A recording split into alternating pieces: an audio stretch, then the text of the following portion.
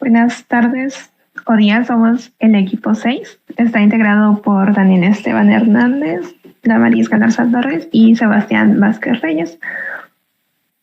Nosotros les vamos a explicar el primer tema, que es singleton, también conocido o llamado como instancia única.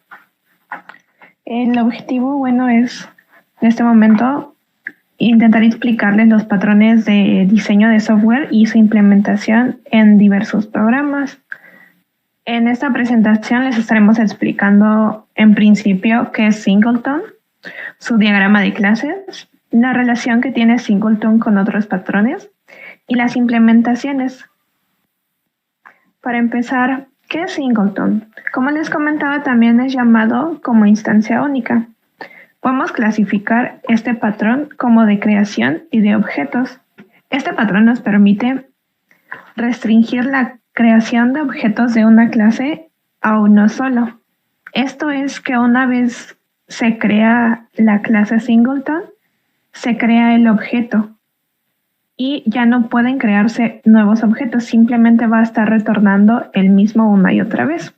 También esto nos ayuda o nos permite tener un control de las instancias que fueron creadas. Para poder programar este patrón necesitamos crear una clase conocida como clase singleton.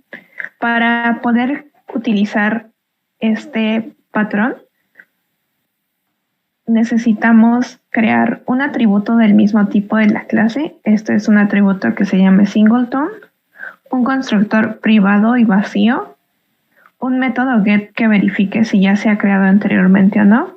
Esto es, si ya se creó, pues va a retornar el mismo objeto que ya ha sido creado. Podemos aquí tener el código. Tenemos el código singleton. Se crea una variable de su mismo nombre. En este caso es la segunda línea, que dice private static código singleton, llamada variable. También tenemos un constructor vacío, private código singleton, y también tenemos el método get, que nos permite verificar si ya se ha construido anteriormente la variable. En caso de que no se haya construido, se crea en ese momento. En caso de que no, pues nada más regresa a la nueva variable. Solo se puede crear una vez el objeto. Los dejo con mi compañero Sebastián, que les va a explicar lo de singleton hambriento. Antes de empezar con esta configuración, es necesario entender qué es un hilo para poder entender cómo funciona. Un hilo básicamente es un mini proceso dentro de un proceso. Recordemos que un proceso es un programa en ejecución. Entonces, al decir que es un mini proceso dentro de un proceso, podemos decir que es un mini programa dentro de un programa en ejecución. Entonces, ¿cómo es que funcionan estos hilos? Los hilos ejecutan instrucciones al mismo tiempo. Si hay dos o más hilos ejecutándose al mismo tiempo, se dice que es un programa multihilo. Está realizando múltiples tareas al mismo tiempo. ¿Cómo repercuta esto en el patrón singleton? Bueno, si recordamos en la configuración pasada, singleton creaba la instancia de la clase al momento que es llamado el método get. Pero si dos hilos o más están ejecutando al mismo tiempo, estos dos hilos o más llamarán al mismo tiempo al método get y por lo tanto ejecutarán la instrucción if al mismo tiempo. Si todos estos ejecutan al mismo tiempo la instrucción if, el patrón singleton lo tomará como si fueran programas distintos y creará una instancia para cada hilo. En este caso, entonces, no se estaría cumpliendo la condición del patrón singleton, que es una sola instancia por clase. ¿Cómo resolvemos esto? De la siguiente manera. En vez de declarar la instancia dentro del método get, la declaramos en los atributos de la clase. Como vemos, tenemos private static singleton hambriento, que es el tipo de dato, y tenemos la variable donde guardamos el objeto. Pero justo en la misma línea creamos el objeto y lo guardamos en la variable. De esta manera, si muchos hilos intentan ingresar al método get, se les va a regresar el objeto ya creado y no habrá necesidad de que ejecuten el if múltiples veces y creen distintas instancias de la clase. Bueno, los regreso con mi compañera Daris, que les explicará el diagrama de clases. Tenemos nuestro diagrama de clases. Aquí pueden ver una foto. Explicando este diagrama UML de Singleton, está conformado, como pueden ver en el primer cuadrito, por el nombre de la clase. Después tenemos los atributos privados. Estos deben de ser de tipo Singleton, como aparece ahí en el segundo cuadrito. Es de tipo Singleton también. Y los demás atributos que son referentes a la clase. Importante recordar que todos estos atributos son privados. En el tercer cuadrito tenemos lo que son los métodos de Singleton. Estos son públicos. En el tercer cuadrito podemos ver el método getUnicaInstancia, que tiene un tipo de retorno Singleton. Esto es un método público. Sirve para obtener el único objeto. También tenemos otros métodos referentes a la clase. Mi compañero Sebastián ahorita les va a explicar lo que es la relación con otros patrones. Singleton se relaciona de la misma manera con estos 4 patrones. Empezaré por explicar cada uno de ellos. Abstract Factory es un patrón que se caracteriza por implementar interfaces para crear familias de objetos relacionados entre sí. Estas interfaces pueden ser llamadas fábricas de objetos, y son estas mismas fábricas las que son implementadas como Singleton, pues solo habrá necesidad de una sola fábrica de familia de objetos para crear los demás objetos. El siguiente patrón es el patrón FACADE. Este patrón se encarga de comunicar al cliente o al usuario con los métodos e interfaces de uno o varios subsistemas. Este patrón suele ser implementado como una clase o interfaz, es decir, meter todos los subsistemas en una sola clase o interfaz. Pero es posible convertirlo en un singleton creando un objeto de esta clase o interfaz que guarda a todos los demás subsistemas y a través de él acceder a todos esos subsistemas. El siguiente es el patrón builder. Este patrón genera una interfaz con los constructores que conforman a una serie de objetos. Cada constructor se enfoca en una parte específica de dicho objeto. Es posible aplicarlo como un singleton, creando una sola interfaz que contenga todos los constructores necesarios y de esa interfaz crear una instancia. A través de dicha instancia accederemos a todos los constructores que queramos. El último es el patrón prototype. Este patrón consiste en la creación de objetos usando como base un objeto denominado como prototipo, que puede funcionar como una plantilla. De esta manera creamos los objetos variantes a partir de la base o clonar el mismo objeto base. En este caso, podemos aplicar Singleton creando un solo objeto prototipo y a partir de él variar los demás objetos. Estas son todas las relaciones entre diversos patrones y Singleton. A continuación, mi compañero Esteban se encargará de explicarles algunos programas que implementan dicho patrón. Bueno, como dijo mi compañero Sebastián, ahora vamos a ver la forma en que nosotros implementamos este patrón Singleton. Lo primero que hicimos fue crear nuestra clase, que se le llama clase Singleton. Bueno, puede tener cualquier nombre, no a fuerzas se tiene que llamar Singleton. Después, el siguiente paso, después de crear la clase, es ponerle sus atributos y, como se mencionó anteriormente, lleva un atributo especial que es del mismo tipo de la clase. En este caso se ve en la línea 2 que es Private Static Hotel Singleton y se llama OBJ. El siguiente paso será crear nuestro constructor. Este tiene que ser privado y también vacío. El punto de que sea privado es que no se puede acceder a él a través de ninguna otra clase. O sea, en otra clase no se va a poder instanciar un objeto pues, de la manera común en la que lo hacemos con la palabra reservada new. Luego de crear nuestro constructor, tenemos que crear el método donde se va a generar nuestro objeto de tipo Singleton. En este caso se llama, nuestro método se llama getOBJ. Este sí tiene que ser público para que pues, podamos acceder a este método desde cualquier otra clase y tiene un tipo de retorno de tipo de dato Hotel Singleton. Lo que pasa dentro de este método es que primero se comprueba si ya existía un objeto. Entonces por eso dice si objeto es igual a null, o sea que todavía no existe, entonces lo crea. Por eso está la sentencia de la línea 11 que dice objeto igual a new hotel singleton y los paréntesis vacíos. Esto invoca al constructor y dado que es privado, sí se puede acceder desde la misma clase. Entonces, por eso no hay problema. Y después, si la condición no se cumplió, significa que ya existía un objeto y lo único que va a hacer es tomar ese objeto y regresarlo a donde sea que se le esté llamando. Bueno, aquí está ya todo nuestro programa completo. Ahí se ve todo desde el principio, nuestra clase, nuestros atributos, el constructor privado, el método getObj y después los métodos getters y setters. Luego de ver nuestra clase singleton, ahora pasamos a nuestro main. Declaramos la clase main como usualmente lo hacemos y también el método main. Y después, ahora sí procedemos a crear objetos. Lo primero que hacemos es poner el tipo de dato, que es hotel singleton. Le ponemos un nombre, que en este caso es ht1, y eso lo igualamos con hotel singleton.getObj.